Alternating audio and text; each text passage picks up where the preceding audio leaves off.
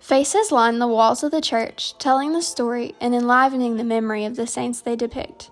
Courageous, admired, revered, venerated, they are icons of resilience. The saints' lives on earth were very different, yet these icons have one special thing that connects them, both to each other and to the people that walk by them every day at St. Athanasius in Nicholasville, their Orthodox Christian faith.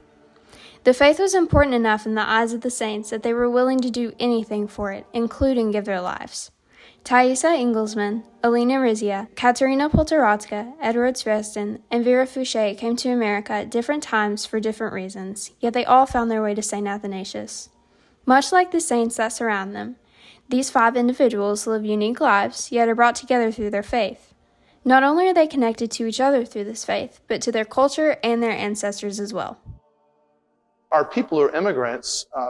It's really important that, first of all, if they're Christians, that they connect to that identity of being Christians. But for them also, they're Orthodox. So that means that they connect to their church in a way that reminds them of home, perhaps their grandparents, their parents who taught them our faith. Way back to my family that was in Russia when the communism came and closed down their churches, my great-grandparents that I've never met, all of them, you're connected to them because of your Orthodox faith.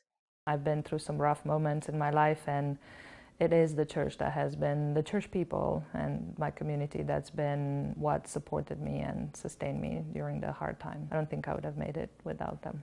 There's a sense of paradox for many immigrants when they practice Orthodoxy in America. Though Orthodoxy is woven within their home culture, they often do not experience regularly attending church until they're in America and looking for something familiar. I was baptized as a child and really didn't know my faith very well, just knew of some traditions, and I always assumed that I'm Orthodox Christian. It's something that you just grow up and experience. Most of the church experience has been tainted by the church's persecution under communism in Eastern Europe in past decades, but Orthodoxy is an integral part of the society even now.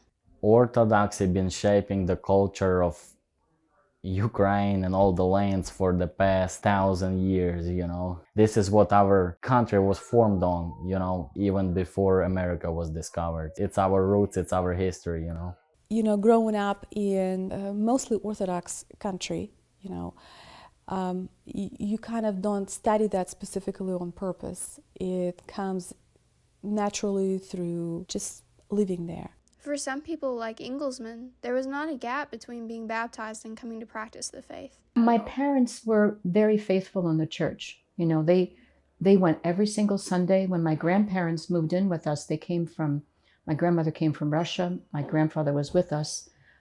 Everyone went to church on Sunday, and it was a nice immigrant community that centered around the church. The church was a way of rerouting themselves.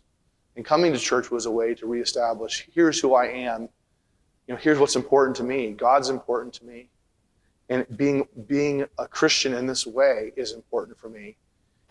It just kind of hit me the minute I walked in. I realized that that's what I've been missing. This is what I need. The fact that it is familiar to what I grew up with definitely is very important. I would not have gone to any other church. It is very nice that we do have Orthodox Church here. For me, when I came in, I felt very lonely. I did not have no family here. I did not have no friends. And when I'm in Orthodox Church, the main difference, honestly, is the language. Everything else, the service is identical. So you kind of feel like this piece of your home, but in a different land. I am not going to let my kids miss out on what I missed out on for almost 20 years. So I'm definitely going to raise my kids in the Orthodox Church. These individuals have been resiliently faithful, even in a land that has not always been their home. The early church writers, there's a letter called the Letter to Diognetus. He says what characterizes Christian people is that for them, every fatherland is a foreign land, and every foreign land is a fatherland. So in some sense, you might say the best Christians are those who do have a sense that they're not quite at home in this world, because for Christians, our only home is the kingdom of God, really.